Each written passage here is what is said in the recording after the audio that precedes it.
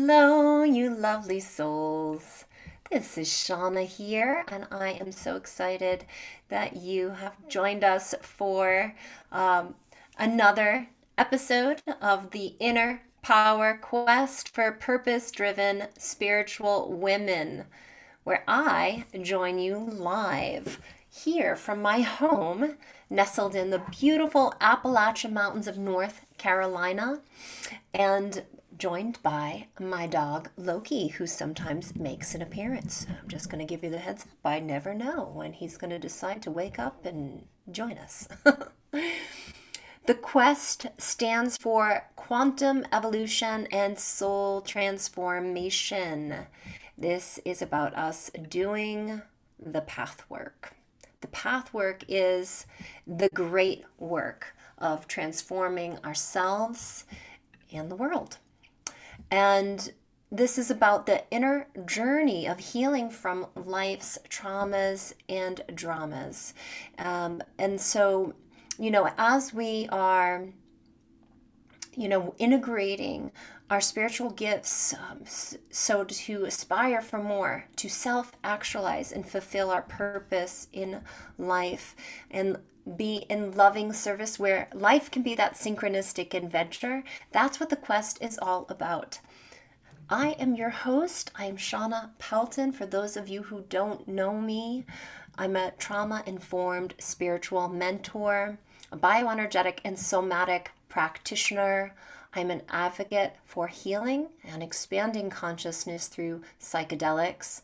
I'm a transformational coach and guide of 20 years, and I help facilitate and educate heart-centered, open-minded, conscious leaders, change makers, healers, and creatives to reorient to your true north. Now, today, I'm actually celebrating the launch of this show on Roku. Yay! And soon to be found on Apple TV and Amazon Fire through the Win-Win Women Network.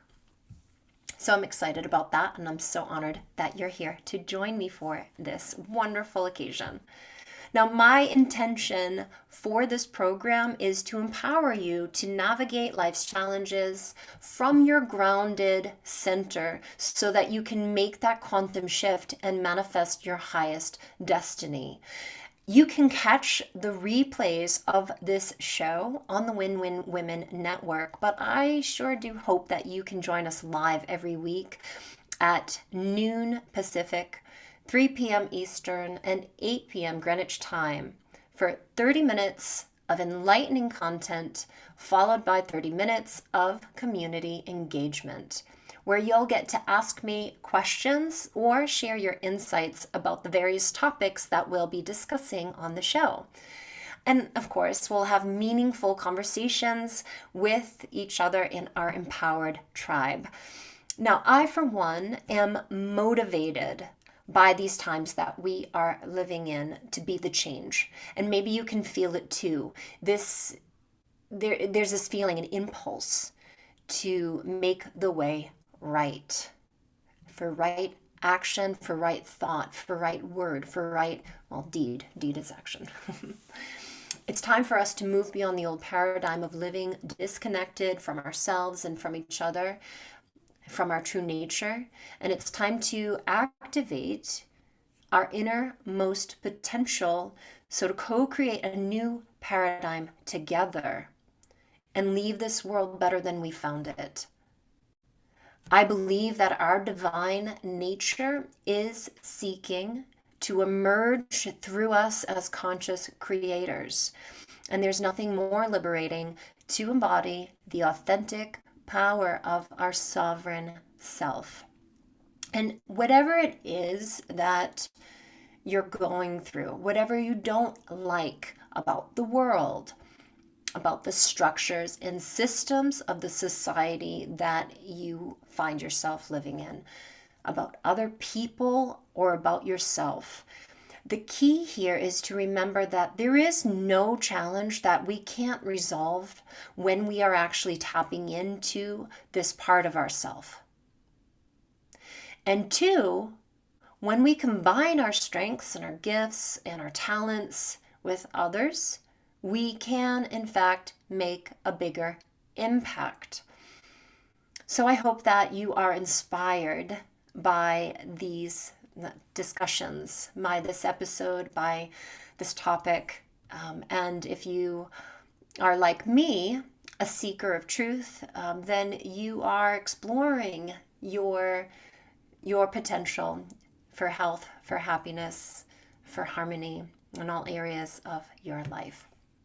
So, last week we discussed how to live attuned as a full spectrum human, what it means to be in tune with the aspirations that you hold dear.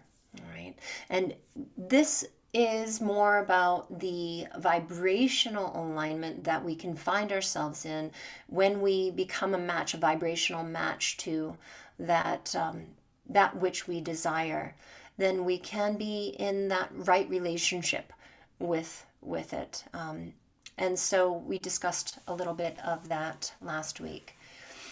Today, I'm actually going to share some insights or revelations from just my own contemplations. And I think I want to really focus on the topic, don't lose heart, especially in these really incredibly difficult times that we find ourselves in, whether it's your own personal challenges or it's the collective challenge that we're facing. Don't lose heart. In the spiritual teachings of the Gene Keys, they talk about to remember is to take those dismembered parts of us, the parts that really break away, become fractured when we go through our traumas and dramas in life. And when we remember, it's to dissolve any of those distortions and to resolve those separated parts, to bring it back to your heart, your home, which is where the eternal now is. And this essentially is what mindfulness is all about, right? To be mindful is to be ever present in the eternal now. It's also said that there are 3 great stages of human awakening to this state of the eternal now. Well, the first stage is the shadow stage. It is forgetting. Forgetting who we are, forgetting why we're here, forgetting our purpose, forgetting our way, forgetting ourselves. When something seems as if it's like an external force is attempting to derail us, to control us, to distract us. And that's the second actually great stage, is distracting.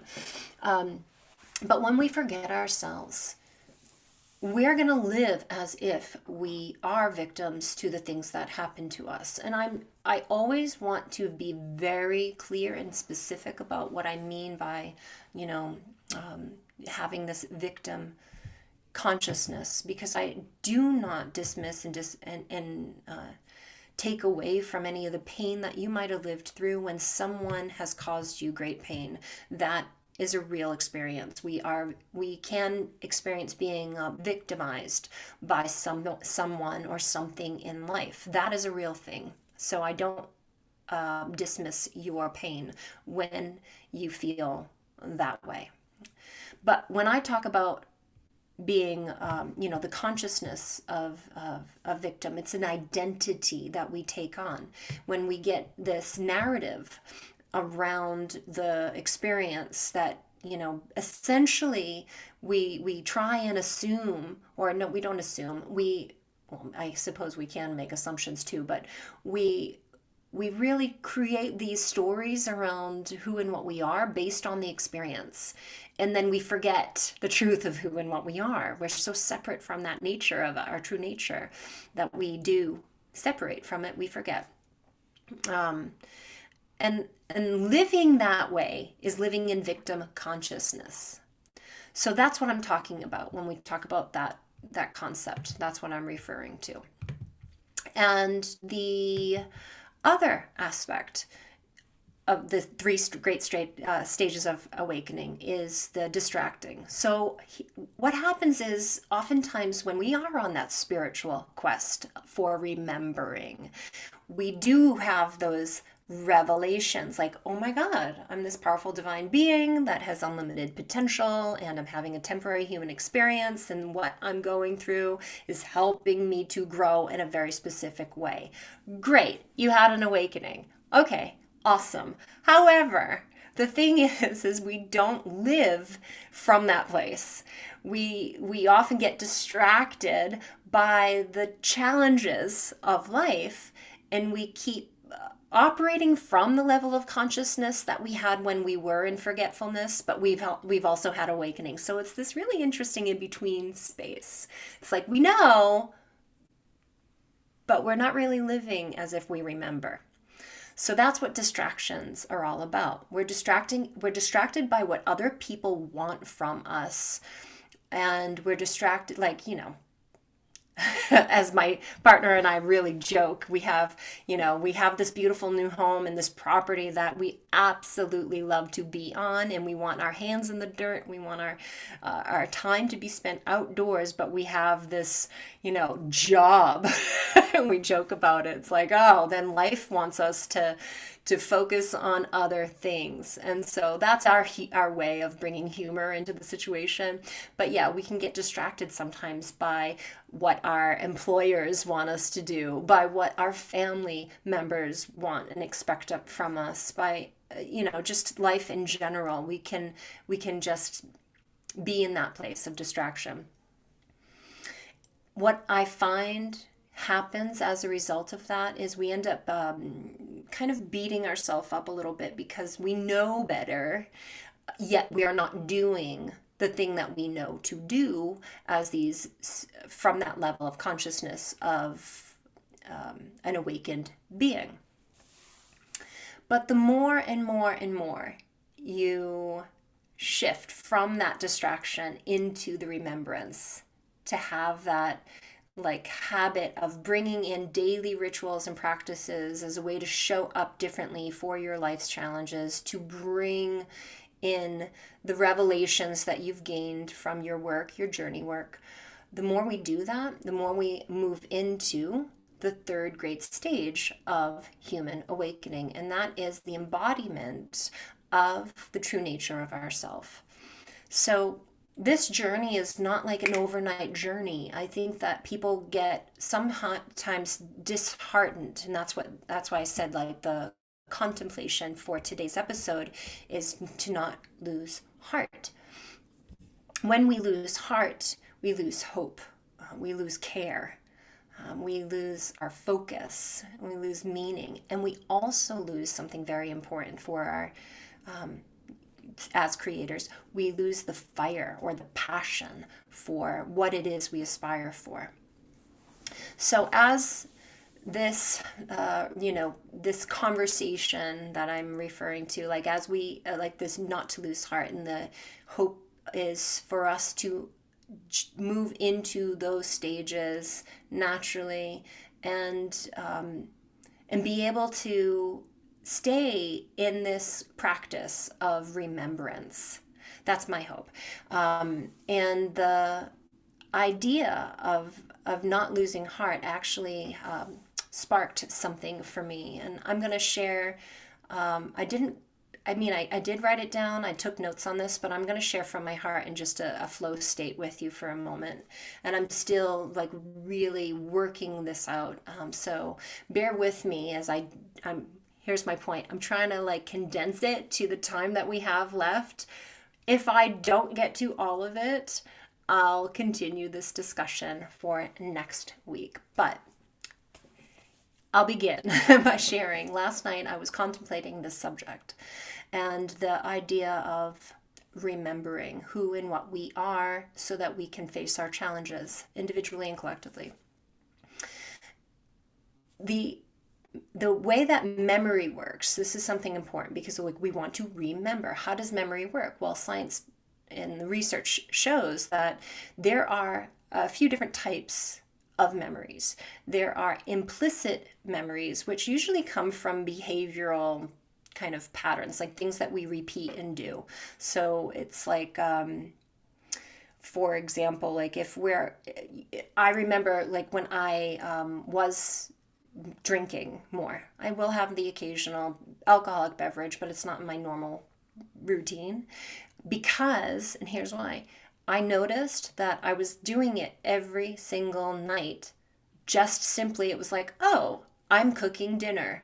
Wanted to have a glass of wine while I was cooking dinner. Or it was like, the end of the evening, let me have a beer at the end of the evening. It became a habit just simply out of just like it was almost like an unconscious thing that I was doing.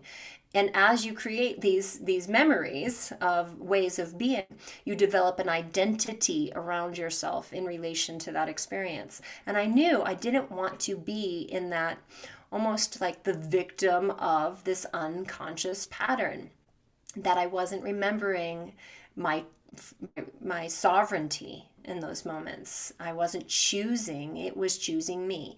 So sometimes, when we have these habits, they become embedded muscle memories. So for someone, and I grew up a dancer, so it comes in handy. There's not just negative, there's ways that we remember things that are positive and negative. So when I was a young dancer, we would have to practice routines around our exercises and routines that essentially, even of course in the dances, we would practice over and over and over and over again. As a result, I can right now, that 30 years later, I can get up right now and demonstrate an entire routine that I haven't done in 30 years because I have muscle memory. And as soon as I go into it, I'm going to go, oh yeah, that's right. It'll become easy to get into that flow with it because there's a memory that I created just out of habit and practice. So these implicit memories that we have can sometimes be unconscious and unhealthy, or they can be unconscious and healthy. But they can also be conscious. And when we're creating change, when we want to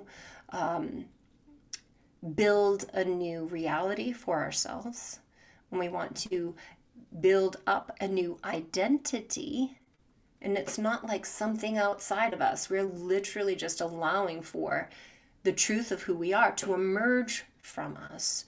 Then that, creating a routine around that what you are, or that whatever it is you want to embody, that's a good idea, to create some kind of ritual that you will never forget because it's going to be embedded in your being, your muscle memory. Then there's explicit. Okay, so that's implicit memory. All right, so you can see where it's valuable when you do it intentionally, sometimes even unintentionally, and you can see where it can be harmful if you're unconscious about it. Now, explicit memory is usually something that leaves a mark, which means it could be good or bad, just like the other. Like something positive, for example, the birth of my son is a memory I'll never forget. It actually had, there were some negatives around it. I'm not going to lie. It was very traumatizing for me. That's another story.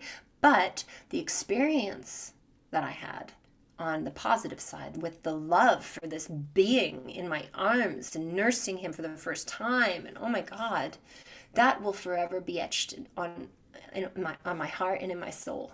So that's an example of an explicit memory that when I return to it, like even my heart right now, as I'm thinking about that moment, my heart's beating. I feel that oxytocin pumping through my veins, which is literally the love chemical, the love hormone. But another thing about explicit memory is it could be related to a trauma or a drama, something that, when we recall as a negative event in our life, it it activates the cortisol. It activates the unhealthy hormones, causing inflammation, and then also activating the behaviors associated with calming ourselves or comforting ourselves because of that unresolved trauma. So, an explicit memory is neutral itself, but whatever it was that left a mark on our soul is for us. And here's what I want to put a spiritual spin on this and like look at it through the lens of its spiritual purpose. For us to have an experience that left such a mark that when we remember it, we might recoil. For example, with PTSD, I am a sufferer, or I shouldn't say currently, it's evolved and changed as I've done my healing work, but used to have such bad night tremors or trauma recall that I would go immediately, as I was falling asleep, I would jump into a painful memory and start to cry out of nowhere, just like experiencing the grief of that memory. And I felt stuck and frozen in that. And so then that's an example of something that left a mark that it returns over and over and over and over again. And you feel like you're a victim to it. You feel like you're not empowered in the face of it. You feel like it has control over you. So I know what that feels like, to feel, to feel out of control and a victim to something, a memory, for example. However, this is what I have learned, that each experience that we go through serves our soul's calling. They're often called the sacred wound. So a few episodes back, I talked about this, the sacred wound. And these sacred wounds are aligned for us to be able to activate a very specific gift within the person who experiences it.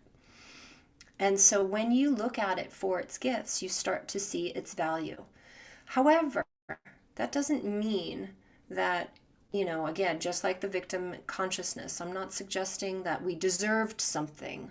I'm not saying that we weren't, it's not intended for us to be victims of evil acts. And I do believe in evil.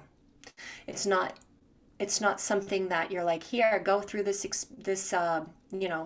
go to life, from heaven. I'm making up stories now, but like, go down to heaven and just have this trauma and that's your journey.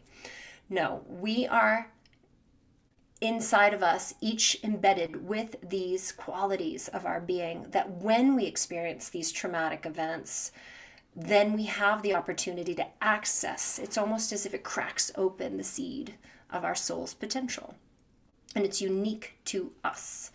And it also is unique to the experience itself. It gives us this almost like insight into the experience that other people who didn't experience that will never know.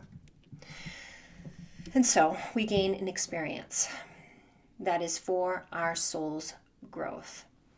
And when we are in the process of remembering, as I mentioned, remembering our true nature, we have to look at those experiences as sacred contracts for us in order to really gain the deeper insights from them, to gain whatever the gift is coming through us. And then to be able to move beyond it is another thing in it of itself. So to move beyond it is what the healing journey is all about. Transformation is not linear. It is not, like first step, second step, third step, although you can look at it in that some form or fashion, but essentially it's this this journey of accessing these things, these potentials, these powers within you, trying them on for size, practicing, remembering who and what you are, building up the muscle of your innermost self to then come from that place and create a new reality based on these qualities that you anchor in. Usually the experiences of our pain, that cause us to forget who and what we are also the experiences that cause us to seek for solutions to the pain, that bring us full circle to remembering who and what we are in the face of them. That is the revelation. That is the opportunity that we have. And we can decide to heed the calling of nature, coming through us. And that means when it's time to act, when it's time to heal. You'll feel that divine right timing and that calling to do so, to either start your journey or to continue it if you got distracted and you forgot.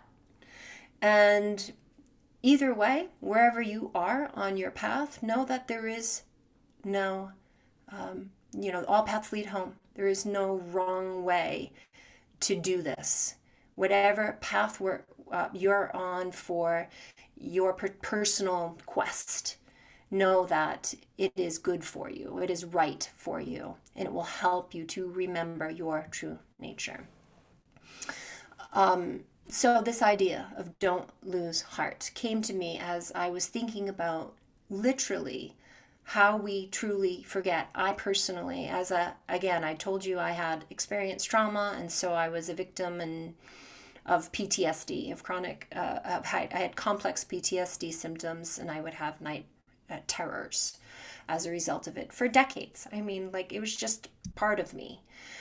And the healing journey that I went on really helped me to change that pattern and to stay in more of a mindful place, to remember myself without effort. But it first started with effort, right?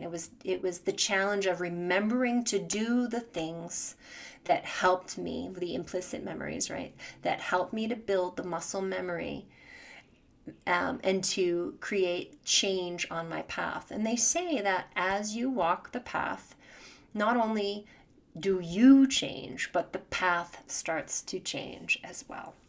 So don't lose heart if you are distracted, if you are forgetful, if you have lost hope, if you have lost your way. Trust that these experiences can really ignite that fire. Oh, I know it. So I told you I'd forget something. So funny that we're talking about forgetting. All right, so I'm going to actually talk about this other piece because it's next week, because it's really an amazing component to what it is that we're discussing here in this episode today. And just as a reminder, it is about this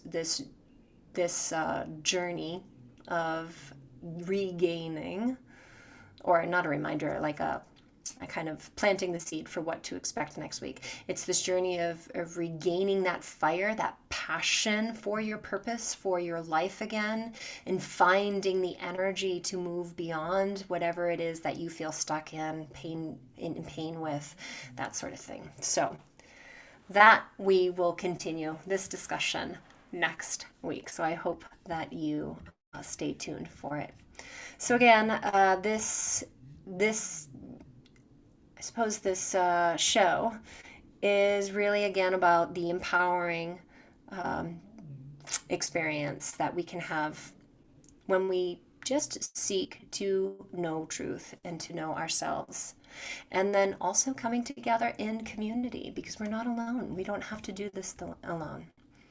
If you're feeling stuck in life, if you have any doubt, uncertainty, if you're feeling overwhelmed or disconnected, if you're in need of a pattern interrupt to help you break through your blocks for a positive personal change, to gain clarity of mind and definite of purpose, to create forward momentum in your life with self-confidence, then I'd like to invite you to join the Empowered Tribe online, where shift happens guaranteed. I have made it my personal mission to help humanity heal and find meaning in life by liberating our dormant potential and unleashing it out into the world. So if you'd like to learn more, you can go to shaunapelton.com soulfulselsves.com, where you can access the Inner Power Circle online, and you can get my free gift, the Quantum Shift Process, that can help you stay empowered when triggered. So join us next week, where I'll be continuing this great conversation, and I hope you can stay tuned after the show so we can go deeper into whatever your questions are and hear your insights. With that said, I hope everyone has a blessed day, and I look forward to seeing you next time.